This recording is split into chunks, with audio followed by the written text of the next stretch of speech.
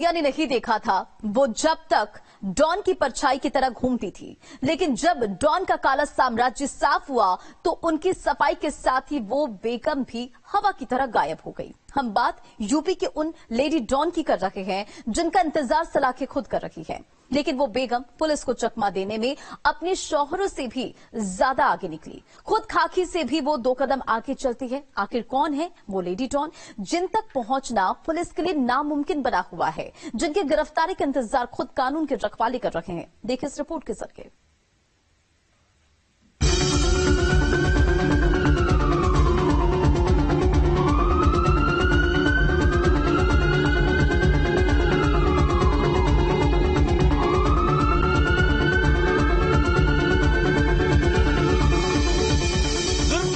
बड़े बड़े किरदारों को मिट्टी में मिलाया गया, खत्म हुआ जाने माने माफिया का काला साम्राज्य।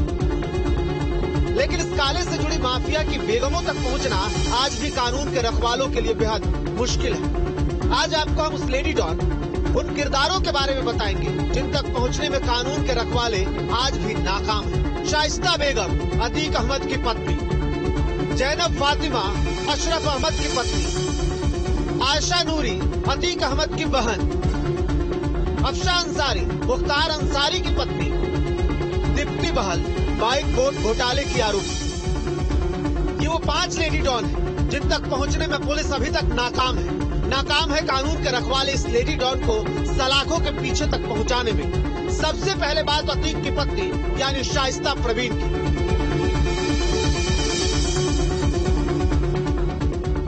अपने शौहर की मौत उसने देखी, अपने देवर की मौत का इल्जाम भी उसको था। वो जानती थी एनकाउंटर में उसका औलाद भी मारा जा चुका है, लेकिन उसको इस बात से कोई फर्क नहीं पड़ता। ये वही शाइस्ता है जो प्रयागराज में आतंक की कहानी लिखने वाले अतीक अहमद की पत्नी है। वही शाइस्ता जिसने अतीक और अशरफ की मौत के बाद उसके गिरोह की कमान संभाली, लेकिन कानून को चकमा देने में ये लेडी डॉन अपने शौहर और देवर से भी 2 कदम आगे निकल गई।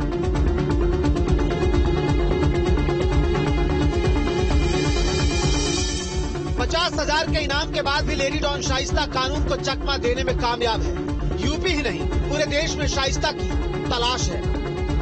उमेश पाल हत्याकांड में शाइस्ता आरोपी है। उस पर उमेश पाल हत्याकांड की पूरी साजिश तैयार करने का आरोप है। साथ में उमेश पाल हत्यारों को शाइस्ता ने पनाह भी दी थी।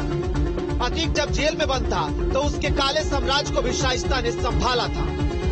पुलिस के रजिस्ट्री में ये तमाम इल्जाम शाइस्ता के नाम दर्ज तो है, लेकिन आज तक शाइस्ता की तलाश खत्म नहीं हो सकी है। उमेश पाल हत्याकांड की साजिश रचने की आरोपी शाइस्ता की तलाश यूपी ही नहीं पूरे देश में हो रही है। 50,000 रुपए की इनामी शाइस्ता लगातार पुलिस की आंखों में चकमा देने में कामयाब हो रही है। पति की मौत के 80 दिन बीत जाने के बाद भी शाइस्ता को पुलिस पकड़ने में नाकामयाब है, तो दूसरी तरफ पहले बेटे का एनकाउंटर और उसके बाद पति और देवर की मौत के बाद भी शाइस्ता को पुलिस पकड़ने में नाकामयाब है। यानी कि साफ है शाइस्ता परवीन लगातार पुलिस की आंखों को चकमा दे रही है। अतीक की मौत के बाद जिस गुनाह की जिस दुनिया को शाइस्ता ने संभाला, उसी एक हिस्सेदारी अशरफ अहमद की पत्नी जैनब के नाम ही थी। शाइस्ता की तरह जैनब भी यूपी की वो लेडी डॉन है जिसकी गिरफ्तारी अभी तक मुमकिन नहीं हो सकी। शाइस्ता की तरह ही जैनब फातिमा की तलाश में उमेश पाल हत्याकांड से जुड़ी है। 50,000 की इनामी जैनब पर इल्जामों की फहरिस्त भी लंबी है। उमेश पाल हत्याकांड में उस पर सभी इल्जाम लगे। उमेश पाल के हत्यारों को पनाह देने का आरोप जैनब फातिमा पर है।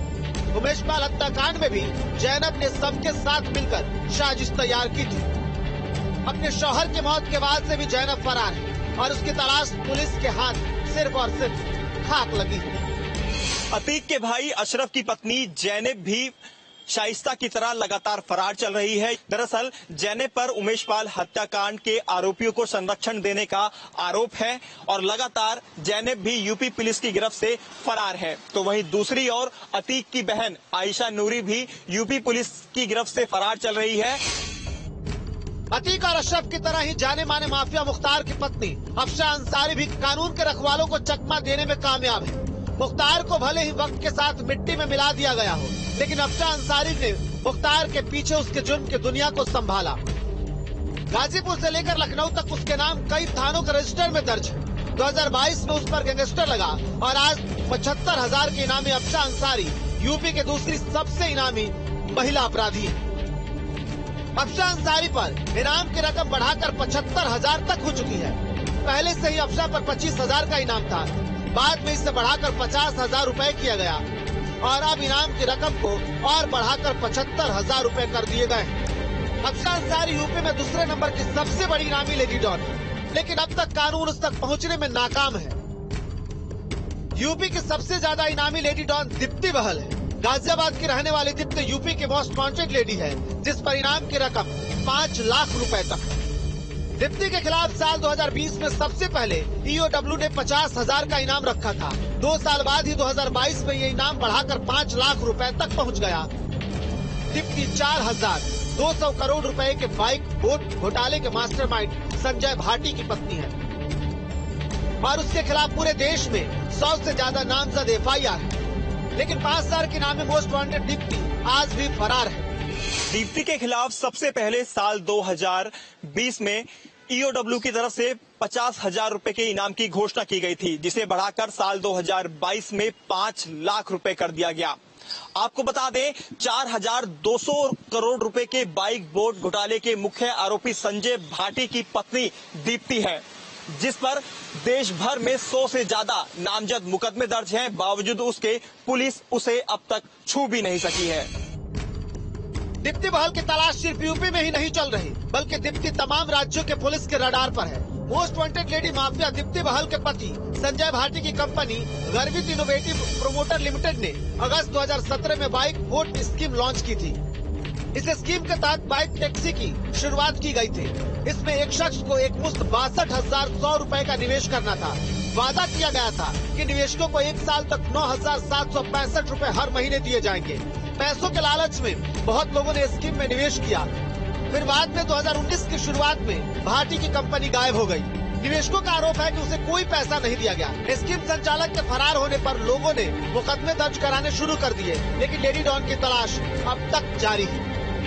ईडी, सीबीआई, यूपी एसटीएफ समेत तमाम बड़ी एजेंसियां दीप्ति की गिरफ्तारी के लिए लगातार कोशिश कर रही हैं। आपको बता दें, दीप्ति बाइक बोट कंपनी की 38% की मालिकाना हकदार है और लगातार फरार चल रही हैं।